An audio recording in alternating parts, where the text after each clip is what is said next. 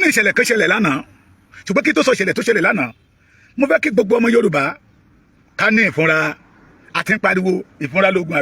àgbà tí ò bá ní ìfúnra o lè ní òkó àjà òfúnra àjájìn ẹja ní ìfúnra ohun tó bá kú ènìyàn kan ò lè jí mọ́ èyí tí ò bá tí ì kú ní solution wa Nàìjíríà ti kú. Please don't forget to subscribe, comment, share with your friends to have access to this kind of content that you have here. Don't forget to subscribe. I love and respect you. I'll be right back. Gbogbo àwọn Fúlàní tẹ́ ẹ rí tó ń gbélé báàgì kọ́ ìkiri tán ni wọ́n ń ṣàìrìn kiri ẹ they have missions. Ẹ gbọ́ mi dáadáa gbogbo ẹ̀yin ọmọ Yorùbá ní ìkórìtà tá a wà yìí wọ́n mọ̀ pé ojú ọ̀pọ̀lọpọ̀ ọmọ Yorùbá ti là irọ́ tó ń pa fún wa tẹ́lẹ̀ kò sí irọ́ tó lè pamọ́ wọ́n mọ̀ pé 85 let me call it 75% of the Yorùbá ohun tán fẹ́ ni pé kí Yorùbá ó dá dúró wọ́n ti mọ̀ pé ojú wa ti là wọ́n mọ̀ pé Ìgbòho ti la ọ̀pọ̀lọpọ̀ ọmọ Yorùbá lójú wọ́n mọ̀ pé bàbá Akíntóyè ti la ọ̀pọ̀lọpọ̀ Yorùbá lójú wọ́n mọ̀ wípé majority àwa tá a pariwo síta most especially ẹ̀yin ọmọ Yorùbá tẹ́ wà ní abroad ẹ ti la ọ̀pọ̀lọpọ̀ àwa tá a wà lé lójú pé the only way out ni pé kí Yorùbá ó dá dúró wọ́n wá wá ọ̀nà láti ṣe wá ní jàmbá lára èrè ṣé ẹni tó fún ni lóúnjẹ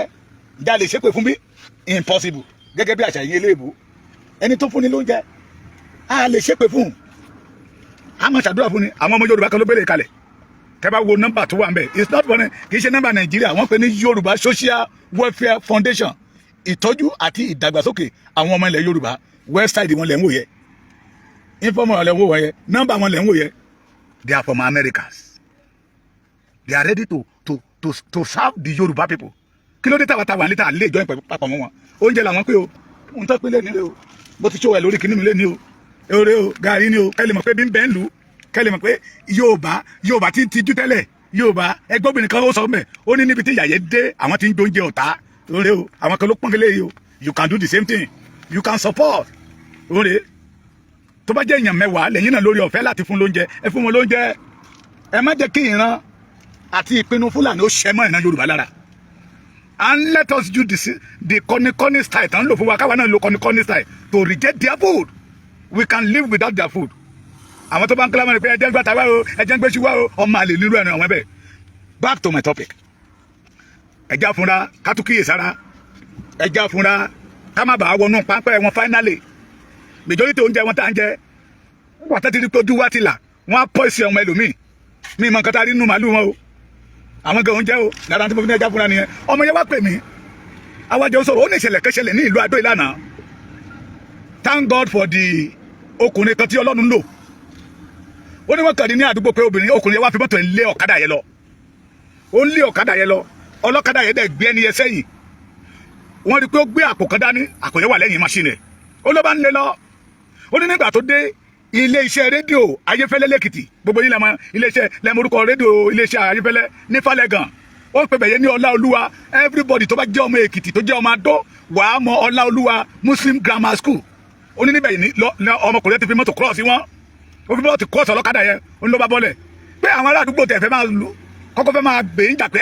kí ló dé tó fi mọ́tò cross ọlọ́kadà ẹ̀yin olówó yẹn fẹ́ káwọn mẹ̀kúnnù máa rìn ẹsẹ̀ wo ló ṣẹ̀ ẹ́ igbá rúrúrú ó lọ everybody ti bẹ̀rẹ̀ sí ń dọ̀rọ̀ jọ lọmọkùnrin yẹn bá ní ẹ ní sùúrù ohun tí mò ń ṣe ayé yín sìn ẹ̀yin ẹṣẹ́ àní sùúrù ẹ máa wò mí ràn ó ló bá ọ̀dà ọlọ́kadà yẹ pé kó pààkì ọ̀kadà ẹ̀ ló bá sọ pé ẹni tó wà lẹ́yìn ọ̀kadà tó ṣe Fúlàní kó bọ́lẹ̀ ó ní ìyẹ̀bá yarí pé no ọlọ́kadà ìbọ̀lẹ̀ tí ń bọ̀ ó ló wá ní ibi bẹ́ẹ̀ ló ti pè tó ti gbé òun ibo ló lóun lọ olólọ́kadà dárúkọ ibi tó lọ ó ní màá yẹ sáà pé no ó gbọ́dọ̀ bọ́lẹ̀ onígbà tó bọ́lẹ̀ tán bá bẹ̀rẹ̀ sí ń tú ẹrù tí Fúlàní gbé sẹ́yìn wọ́n bá AK-47 méjì nínú ẹrù yẹ AK-47 méjì dágà wọn burúkú yẹ ṣoṣoro ọ̀bẹ burúkú tó fi gùn yàrá gùpa yẹ wọ́n bá mẹ́ta mẹ́ ìdá wọn ó ní wọ́n bá mẹ́rin bẹ̀ tó wà nínú àpò tó gbé dání nìyẹn àpò tó gbé dání kì í ṣe àpò ṣáká o tó gbé dání that is a kidnapper kí ni civilian fi AK-47 ṣe lọ́wọ́ pẹ̀lú dágà pẹ̀lú àdá ẹ mọ̀ pé ó ní mission òun nìkan náà ìrìmú ni o wọ́n ní àwọn àmọ̀tẹ́kùn ló gbé lọ nígbà tí màá yẹ táwọn ènìyàn tó fẹ́ lù pa bẹ́ẹ̀ pé wọ́n fẹ́ fọ̀rọ̀ wá lẹ́nu wò èyí táwọn ènìyàn ti rí yẹn náà la máa rí gbẹ̀yìn àlọ́ la máa rí àní padà rí ààbọ̀ torí ní police headquarter tó ń gbé lọ tí mo mọ̀ police headquarter tó ń gbé lọ Fúlàní ló máa bá ń bẹ̀ á bá àwọn bàbá títí ẹ̀ á bá wọn bẹ̀ that they will use everything they have their power to see that wọ́n save life ẹ̀ nta ti gbọ́mọ yẹn náà la máa gbọ́mọ àná ló ṣẹlẹ̀ o I was not there ẹni yẹn ń sọ fún mi pé Ọláluwa grammar school ó dárúkọ ilé ẹni yẹn ó dárúkọ iwájú ilé ẹni yẹn tí mi ò fẹ́ dárúkọ ẹ̀ tó jẹ́ pé lára àwọn ẹni bí tó ta Yorùbá sóko ìparun tó ta ilẹ̀ Yorùbá sóko ìparun lára àwọn ẹni bí tó tú àṣírí àlùmọ́nì ohun ilẹ̀ tọ́lọ́run ọba mi gbé pamọ́ sí ilẹ̀ Yorùbá tó tú sí ọwọ́ àwọn Fúlàní nítorí pé he was a minister under the Buhari tí n bá dárúkọ kí ló fẹ́ ṣe Káyọ̀dé Fáyẹmí the former governor of Ekiti state gbogbo wọn náà máa ṣẹ́kù lójijì gbogbo àwọn tó ta ilẹ̀ Yorùbá gbogbo àwọn tó mú kí ilẹ̀ Yorùbá máa dáre mo ti sọ láàárọ̀ ìbá àjọba ní ìbá àjẹjòyè tó ní ilẹ̀ Yorùbá ò ní ní sinmi àwọn náà ò ní ní sinmi iwájú ilé ẹ̀nà ti mú iwájú ilé ẹ̀nà ti bò ó wọ́n bá AK-47 méjì mẹ́ tú fọ́dàgà ọ̀bẹ mọ́fẹ́nu kẹjẹ pẹ̀lú àdá àwọn burúkú yẹn méjì tánìyẹn kidnapper láàrin ìgboro Adó àmọ̀nà tó fẹ́ gbégbà ṣé ó dìgbà tán bá bọ̀ gbogbo ilẹ̀ Yorùbá pátápátá adé ń pariwo látijọ́ yìí mo ní mo sọ láàárọ̀ màmá kan kí n má sọ bẹ́ẹ̀ mọ́ ẹjẹ́ àgbàgbé nípa ebi kí ebi tó dé làwọn ará bíbá ti ń fi ìyà jẹ wá náà ti ń fi ògo wá dùn wá àfikún ní ebi kí ebi tó dé Yorùbá ti wà nínú ìgbèkùn àti wà nínú ìyà àti wà nínú ìpọ́njú wọ́n ti ń gba ẹ̀tọ́ wa lọ́wọ́ wa wọ́n wá fẹ́ wò pé òkè bí a ti fi ìyà jẹ yín tó tá a fi wàhálà fún yín tó ẹja febi kún bí a ta bá febi kún tó bá kú lẹ́yọ kọ̀ọ̀kan bóyá wọn ta ní kó gbélẹ̀ wọ́n á máa gbélẹ̀ náà fi febi kún. tá a bá rí ọmọ Yorùbá kan ní Sokoto ní Kaduna ní Katsina ní Adamawa ní Nasarawa ibo ló tún state wo ló tún wà mẹ́ tán bá bá AK-47 kán bá pọ́pì lọ́wọ́ ẹ̀ lásán wọn á dáná sun ẹ̀wọ̀n ní straight show that majority of them tẹ̀ rí tán ṣa irin káàkiri yẹ wọ́n ní mission mo ṣàkíyèsí kankan lẹ́nu bíi oṣù tó kọjá ládùn bíbà tẹ́ bá ń lọ bí kan let me say it 85% àwọn tó gun ọ̀kadà ládùn they are all Fulanis bó ni mo ṣe lè ṣàlàyé ẹ̀kọ́ ní máa yé yín o bí ẹ bá fẹ́ gun ọ̀kadà láti ẹjẹ́ mi fi pé láti Ìwó road kẹ́lẹ́ lọ sí Ìkirè tẹ́ bá pe Fúlàní tẹ́ bá ní láti Ìwó road Ìkirè èló ni a máa sọ pé how much you wan pay tẹ́ bá sọ pé 200 naira ní no problem bó ṣe ṣe ládùn mi báyìí ni o mi mọ̀ mọ́ ṣe ṣe lọ́dọ̀ yín náà o wọ́n fi mọ ọ̀nà bẹ́ẹ̀ fún wọn ní 100 naira kò ní kọ́ ani I don't know this I don't know the place I don't know am now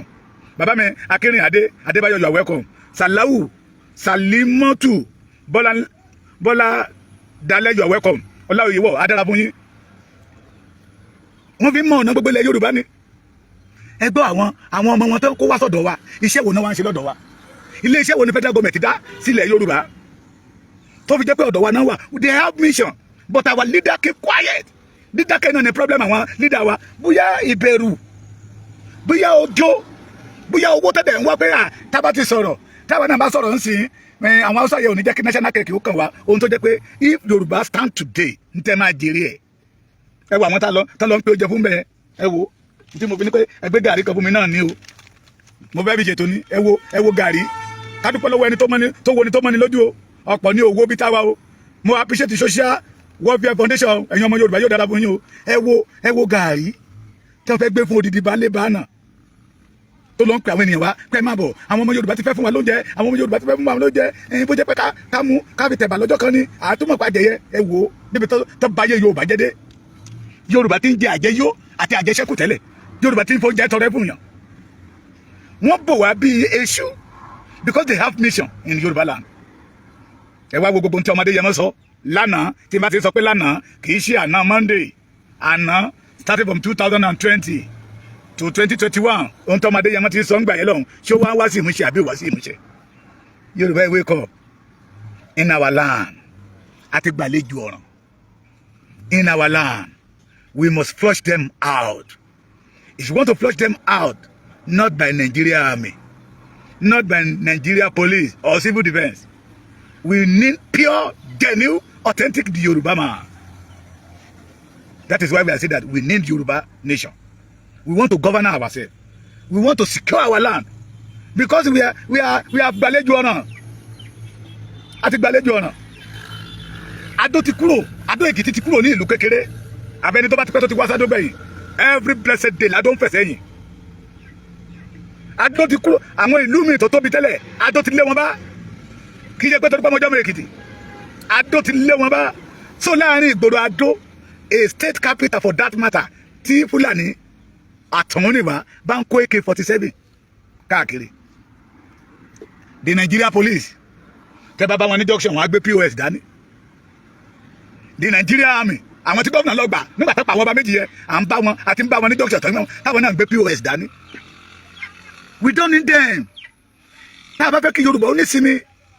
mo ti sọ fún yín pé ohun rere kan ò lè wù jáde nínú Nàìjíríà sínú Yorùbá mọ́ they know majority àwọn tó pera wọn ní olóṣèlú tán jẹ́ ọmọ Yorùbá ohun tó máa jẹ́ they want to become a billionaire nọ́mbà lọ́bẹ̀ nọ́mbà lọ sàbújá nọ́mbà lọ sí state government I want to become a senator I want to become a rep I want to become a governor I want to become a chairman I want to become a this kò sẹ́ni tó ń ṣe òṣèlú nínú wọn because of the people wọ́n ń ṣe òṣèlú torí ara wọn ni because of their gain olẹ́fí máa bá wọn tí PDP ò bá pè wọn wọ́n á cross sí APC tí APC ò bá pè wọn wọ́n á cross sí PDP tí PDP àti APC ò bá pè wọn ẹ̀rí wọn wọ́n á láǹdì ní labour ó tán máa jẹ náà wá kì í ṣe pé wọ́n fẹ́ sàráàlú so àwọn bàbá wa dákẹ́ they keep quiet kí dẹ́ ṣe pé ìyà ènìyàn jẹ Yorùbá we have a great man tí wọ́n respect all over the world bẹ́ẹ̀ náà làwọn ìyá wa lóbìnrin but every one of them keep quiet mo sọ fún bàbá kan ní ìjẹta ni mo ní sà mo lè má dá àwọn bàbá yẹn lọ mo ní pati náà fi ṣe wá mo ní pati ni bàbá yẹn ní kí n má sọ bẹ́ẹ̀ mọ́ ó ní bí Ọlọ́run ṣe dá ìran Yorùbá ní afẹ́fẹ́ yẹyẹ láti lè wá oníkẹ́ lọ béèrè the history of the Yorùbá gbáfẹ́ ṣùgbọ́n ọ̀nà tá a máa fi mú afẹ́ wa jáde síta àwọn tó ń dúbú wa bí ẹni dú ẹran yìí ń kọ́ it's good àti gbà pé ká máa ṣe fàájì ká máa ṣe ayẹyẹ ara kọ́ṣọ̀ wa ni ṣùgbọ́n nígbà tí ikú ti dé ṣe ló yẹ ká ti pa kọ́ṣọ̀ ká pa ayẹyẹ tìǹà ká lé ikú jìnnà but our fathers king and the leader in Yorùbá wọn keep quiet lára dídákẹ́ tí ẹ dákẹ́ ní Fúlàní fi yọ law school fò kúrò nílẹ̀ Yorùbá ó dàbújá you keep quiet lára dídákẹ́ tí ẹ dákẹ́ ní Fúlàní fi yọ Nigeria Defence Academy fò ó di Kaduna police clinical school fò ó di Kaduna àwọn parasitọ̀ tó jẹ́ pé he belong to every corner of the Nigeria fò Kaduna náà kó wọ́n sí ṣé Kaduna nìkan ní Nàìjíríà ni ṣé Kaduna nìkan ló ní ilẹ̀ ni at least tó bá fẹ́ ṣe nígbà tó mọ̀ pé we are three major culture tó wà ní tẹ́ papọ̀ tẹ́ pé ní Nàìjíríà tẹ́ bá gbé méjì sí north tẹ́ gbé méjì sílẹ̀ Yorùbá tẹ́ gbé méjì sí ilẹ̀ Igbo nǹkan but everything Kaduna ni Navy school Kaduna ni police school Kaduna ni army school Kaduna ni torí wípé our leaders the obas the political leader they keep quiet wọ́n sọ anything wọ́n wá kó gbogbo ẹ̀ lọ́sọ̀dọ̀ wọn lọ́wọ́ wọ́n kó lọ because torí wípé ọmọ Abacha lóbìnrin fẹ́ di lọ́ọ̀yà wọ́n gbé law school kó lẹ́kọ̀ọ́ ó di wì ní Àbújá our leader keep quiet but now Tinubu ṣe ń pèrò ni pé lára ẹ̀ka kan ní Central Bank òun fẹ́ gbé padà wá sí Èkó lára fan ṣe Federal Authority of kìnìkan Nigeria Aviation Authority Nigeria bí ó fẹ́ gbé wá padà sí Èkó all their leaders wọ́n jáde síta pé no impossible why no méjì yẹn ni Tinubu fẹ́ fà yọnu ẹ̀ but wọ́n ti kó lot of what belong to every one of us wọ́n kó lọ sí Kaduna tọ́mọ wa ọmọ Yorùbá from Lagos State, Ogun State, Oyo State, Osun State, Ekiti State, Ondo State, Kwara State, Kogi State, Edo, tó fi dé Delta. They want to join Nigeria Army. Wọ́n gbẹ́dọ̀ lọ sí Kaduna. Wọ́n fẹ́ join Navy, wọ́n gbẹ́dọ̀ dé Kaduna. Wọ́n fẹ́ join Air Force, wọ́n gbẹ́dọ̀ dé Kaduna. But our fathers, mothers, the political leaders, they keep quiet. That is why they have upper hand. Wọ́n ti rí pé àwọn bàbá wọn wọ́n kí àti kó wọn láyà jẹ so ó máa easy fún wa láti lè conquer ọmọ wọn. Thank God for the Yoruba people tó wà ní abroad tán pariwo irú àwa yìí àbá ti dẹni àná tán pariwo pé no the leader in Yoruba wọ́n di olúndùn kalẹ̀. That is why lábẹ́ rí ọmọ Fúlàní tó ń gbé AK-47 káàkiri gbogbo ìlú Adó náà tó lé wọn AK-47 2 AK-47 wọ́n láwọn Àmọ̀tẹ́kùn gbé wọn lọ wọ́n fẹ́ lọ hand over àwọn ọlọ́pàá tó fẹ́ lọ hand over àwọn fótó dé pé Fúlàní ló wà lórí ìjókòó ẹ̀ àní gbọ́ ẹni tì mọ́ nígbà tán ààrẹ ẹ̀sìn mi lérí ọ̀rọ̀ Yorùbá nation yìí bóyá àná yẹn ni mo wá ń wò pé Ọlọ́run dẹ̀ fẹ́ kí n lọ kẹ́kọ̀ọ́ mẹ́yẹn ni o Ọlọ́run fẹ́ kí n lọ rí ìrírí mi tí mo lọ yẹn ni àná mo dẹ̀ rí ìrírí mo rí ìrírí tó lágbára tó nípọn mo rí àìmọye àwọn tán arrest ní aago kan òru tẹ́gbẹ́dẹ́bẹ̀ Fúlàní ni wọ́n o wọ́n kó ìbọn tán bá lọ́wọ́ wọn kó dání náà arrest wọn débẹ̀ wọ́n wọlé ní 22 minutes after 1 mi ò lè gbàgbé mo ń mirí báyìí ọlọ́pàá tó wà ń bẹ̀ ni pé bàbá Èkìtì ọ̀rọ̀ ń bẹ nínú yín ẹ jáde kẹ́tọ́ ló máa sọ̀rọ̀ ẹ má sọ̀rọ̀ kankan bí báyìí o mo bú sẹ́rìn ọmọ Yorùbá ni mo forúkọ bò láṣìírí ó ní bàbá Èkìtì mo mọ tẹ́ mi rí fún ọ̀rọ̀ ń bẹ nínú yín ìgbà ẹ má sọ̀rọ̀ bí báyìí o. àwọn tó kó wọlé ní 22 minutes after 1 kó tó di 2 o'clock àwọn bàbá ìsàlẹ̀ wọn ti dé lọ́gànjọ́ òru yẹn náà fìrí wọn. ohun tó tún wá bà mí lẹ́rù ń bẹ̀ ni wípé ìbọn tó bá lọ́wọ́ wọn pumping machine pẹ̀lú pistol tó bá lọ́wọ́ wọn àwọn ìbọn kékèké yẹn wọn kò fún wọn lọ wọn wá ní their security man Fúlàní ló wá ń sọ fún wọn nínú police station pé Daniel my brother their security mo wá ń bẹ ọlọ́pàá ilé rẹ pé ẹ ṣe bí wọ́n lè rè pé níbo náà ń secure ọlọ́pàá yẹn ní bàbá Èkìtì mi ò tí ì ríṣẹ́ sílé epo mi ò tí ì ṣe kíni mi ò tí ì ríṣẹ́ sílé epo tó bá jọ́ ọmọ Yorùbá nọ́mbà pọ́ǹpì yẹn láyé lọ́wọ́ ẹ̀ ibẹ̀ dàrẹ́tì ló máa gbàdẹ́ wọn. So we must reject Nigeria totally. We must reject Nigeria. Baba mi ọlá oyè wọ your welcome. Ìyá mi Bùnmi Adélékè adára fún yín. We must reject Nigeria totally.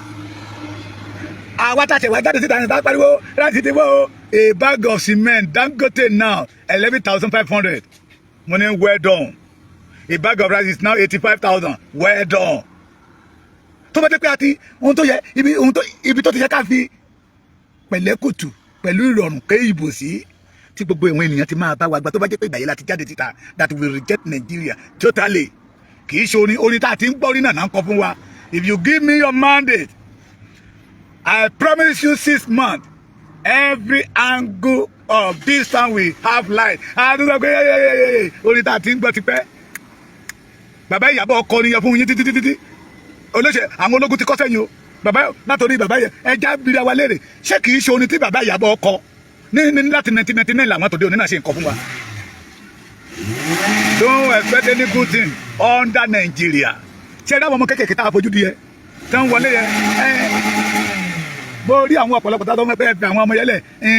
ìlú wọn náà ló lé wọn ìgbà tí ìlú wọn lé wọn kò wọn ṣe wábẹ̀ omi gbà ó ṣe jẹ́ ilẹ̀ Yorùbá náà wà lónà gbà lọ wọn wá àwọn tán fẹ́ lò láti lè kọ́ńkà Yorùbá láti lè lé wa kúrò ní ẹlòmíà ní àwọn alálùyẹ iṣẹ́ wọn náà ṣe wọ́n ṣa irin káàkiri lọ́sàn-án wọ́n ń da nǹkan míì ní ilẹ̀ Yorùbá lọ́gànjọ́ òru ẹni tẹ́ bá AK-47 lọ́wọ́ yẹ ó describe pé àwọn náà òun náà ṣa kíní káàkiri ni AK-47 náà bí dẹ̀ ń ṣe o ẹ̀yin tẹ́ bá jọ́ ọmọ Èkìtì tẹ́ jọ́ ọmọ Adó ẹ̀ mọ̀ bí tán pè ní Ọláluwa Muslim Grammar School ní Fálẹ́gàn ibẹ̀ náà ti mú lánàá AK-47 méjì náà bá ń bẹ̀ is from Fúlàní ṣé Nasarawa ló lóun ti wá ó dárúkọ state ẹ̀ wọ́n wá níta lónà what is your mission níbo ló ń gbé kò lè dárúkọ mọ́ kó tó káwọn àmọ̀tẹ́kùn tó dé what I stand on it that àwọn àmọ̀tẹ́kùn tó gbé lọ tẹ́ lọ gbé bá àwọn ọlọ́pàá bàbá èlò máa bá ń bẹ̀ the Fulani will always at back for Fulani ẹ̀yin àgbàgbà ilẹ̀ Yorùbá this is time for you to speak out àkókò rèé fún yín láti sọ̀rọ̀ sókè ẹ̀yin ọba ilẹ̀ Yorùbá àkókò rèé láti sọ̀rọ̀ sókè ẹ̀yin ìyá wa gbogbo abiyamọ àkókò rèé láti sọ̀rọ̀ sókè I always say it Ọlọ́run fún wa ní ọmọ kan that God want to use to conquer the Fulani to flush them out of our land but we reject it ẹ̀yin àgbàgbà yẹn reject it it's better for you to think twice because wọ́n ti yí wa káàkiri láyé Buhari helicopter náà wá fi ń gbóúnjẹ fún wọn ní ọ̀nà ìṣẹ̀ Èkìtì igbó rìsáàfù yẹ from Èkìtì ó lọ kalẹ̀ sí ọ̀wọ̀ mọ́dẹ̀ gbà helicopter náà fi wá ń gbóúnjẹ fún wọn a pariwo ń gbà yẹn lọ́hùn ẹni irọ́ là ń pa òun ló ti délẹ̀ yìí wọ́n ti ń wọnú palace ló ń pa àwọn ọba bàbá Èkìtì irọ́ ẹ̀ pọ̀ ṣé wọn àpọ̀ ọba ní Kwara State ọba Ìkòrò Èkìtì ní Kwara State Ìkòrò ní Kwara State inú palace náà pamọ́ wọ́n ká àwọn ọba méjì yẹn mọ́jú títì mo ní brother mi kan ní this is the first time tó máa rí òkú ọba kì í ṣe pé òkú nìkan tí ẹ̀jẹ̀ nǹkan tó lójú títì ti ṣe ṣe bàbá Professor Bọ́lájí Akínyẹmí bàbá General Lani Akínrìnádé Chief Olúfàlàyé bàbá mi this is time for the Yoruba elders to speak out ẹ̀yin ọba ilẹ̀ Yorùbá Oni of Ife, that lecture tell us Abuja, that is not the type of lecture that Yoruba need now. That is not the type of speech we need now. I'm fair ọmọ kan tó máa sọ̀rọ̀. Enough is enough. We are going. Hello? Hello? Yes, sir. Yes, sir. Tell the woman time they are the program. This is time. Baba mi Oni of Ife. Ojaja. Say Baba today abi Ojaja Ogulusi. This is time to speak like a real Yoruba man, a real Yoruba king that fear nobody. My people said that. We are tired for Nigeria. We are going. We don't want Nigeria police in our land again. And we don't want Nigeria army in our land again. We are going. And Yoruba did it. Yoruba we pay ikutin pa ojugba eni owe lo npa fún ni. And I told you, wọ́n ti jawo because wọ́n ti ṣe kíní ó dùn mọ́ wọn. Wọ́n ṣe kejì ó dùn mọ́ wọn. Wọ́n ṣe kẹta ó dùn mọ́ wọn. Wọ́n ti tún plan láti tún ṣe mí. O ka de je nbo. Tẹ́ bá gbọ́ ibi tá tin pé ó jẹ obìnrin kan sọ pé ó ní a tún ní ríru Nàìjíríà mọ́. Ìkejì wá sọ wípé a ní ríru Tinubu mọ́. And I told you, ẹ̀yin ọmọ Yorùbá, millions of Yoruba and millions of Tinubu cannot face Yoruba again. Ohun tó bá kú ènìyàn kan ò lè jí mọ́. Èyí tí ò bá tí kú ní solution wa Nàìjíríà ti kú. And that is why we are shouting that time. Majority of you sọ pé ẹ̀yin ọmọ Ìgbòho yìí ti Tinubu ni, ẹ̀yin ọmọ Akíntóyè ti Tinubu ni. We call Tinubu to call. Join the Yoruba race. Fight for your race. You are a Yoruba man. Use your idea, your knowledge, your capacity to serve the Yoruba like Baba Awolowo did. But he want to become a president of Yoruba of Nigeria. Ó ti dancing. Ṣé n tójú wa kọ́ lójú rí ni? Ìlú tó ti kú. Tí Tinubu gan mọ̀ kó ti kú. They have surrounding us. Every state in Yoruba land. Kò sí state kan nílẹ̀ Yoruba tó safe. Ẹ fúnra ẹ̀yin àgbààgbà ilẹ̀ Yoruba ẹ sọ̀rọ̀ sókè. Àkókò rẹ̀ láti pín orílẹ̀-èdè burúkú tí wọ́n pè ní Nàìjíríà yìí. Àkókò rẹ̀ fún ìran Yorùbá láti jáde. This is time for the Yoruba race to reject Nigeria totally. And I will gbogbo ẹnikẹ́ni tó bá yìnbọn fọwọ́sọ̀yà pé àmì Nàìjíríà ọmọ àlè ni bó jẹ́ ọba ìlú bó jẹ́ kó jẹ́ olórí láàfin. Either you are a professor, either you are a this, you are that. Tó jọmọ Yorùbá tó sọ pé àmì Nàìjíríà ọmọ àlè ni ẹ. Go and check the record, the history. Your forefather, your foremothers, they are not in Nigeria. Àyàfi tó bá jẹ́ pé after 1914 ni generation yìí bẹ̀rẹ̀ sí wù jáde. Ṣùgbọ́n tí generation tó ti jáde wá bá ti wà before 1914 and Yoruba has been exist before 14th century. Kéèyàn kan bá sọ wípé tó ṣe ń claim Nigeria ọmọ àlè ni ẹ. And if you don't want to be ọmọ àlè tó jẹ́ pé ọmọ ọkọ ni ẹ, you must say no to Nigeria. You must say no to Nigeria. Orísun wa tó ń sun adùn tó ń sun oyin fún wa. Let us join hands together and build it. And if we want to build it, we must reject the number one enemy we have is Nigeria. That bad name, bad country. We must reject it. Secondly, we must join hands together and flush this bastard called Fulani come to our land, started killing us like a chicken. Ẹ fèyí kọ́gbọ́n kẹjẹ kájọ ní ìrònú pé wàdà. Ẹ fèyí kọ́gbọ́n kẹjẹ kájọ rò ó torí ọjọ́ ọ̀la ẹni iṣẹ́ tá a bá ṣe lé ní kọ́mọ wá lè dèrè ẹ̀. Eléyìí táwọn bàbá wa ṣe làwọn Fúlàní ò jẹ́ dèrè ẹ̀ yìí. Ẹ rò dáadáa.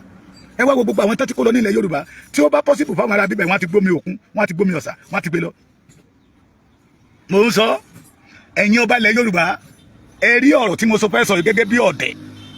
pé ọmọ yẹn ponú ẹ̀yin politician ilẹ̀ Yorùbá ẹ rí gẹ́gẹ́ bí ẹni tí ò dákan mọ̀ ẹ̀yin professor ẹ̀yin àgbààgbà ilẹ̀ Yorùbá ẹ rí gẹ́gẹ́ bí ọmọ bàbá tó pé ní bàbá Èkìtì yẹn kò yé ṣùgbọ́n mo fẹ́ kẹ́ ẹ mọ̀ wípé tó bá jẹ́ pé Fúlàní ló wà lórí ilẹ̀ tá a wà yìí tí àwa wà lọ́dọ̀ wọn lọ́hùn kò ní sí tán pè ní Nàìjíríà wọ́n á ti sọ pé àwọn ò ṣe Nàìjíríà mọ́ ẹ gbọ́ mi dáadáa lórí ilẹ̀ Yorùbá tá a wà yìí tó bá jẹ́ pé àwọn Fúlàní lọ́lọ́run àwọn Haúsá lọ́lọ́ sọ̀kalẹ̀ gbà sórí ilẹ̀ yìí tọ́lọ́run wa sọ àwa kalẹ̀ sọ́dọ̀ wọn lọ́hùn nínú aṣálẹ̀ yẹn wọ́n á ti sọ wípé nothing like Nigeria Nigeria ò tẹ̀ ní wáyé ẹ fi kọ́gbọ́n ẹ ṣàṣàrò lórí ẹ ẹ̀yin àgbààgbà ilẹ̀ Yorùbá what we the youth of Yoruba land say that we are tired for Nigeria we are going. This is ODUA TV Watch. Don't forget to subscribe, comment your opinion, like, comment and share so that other people can get access to what you enjoy on our channel. Thank you. We love you.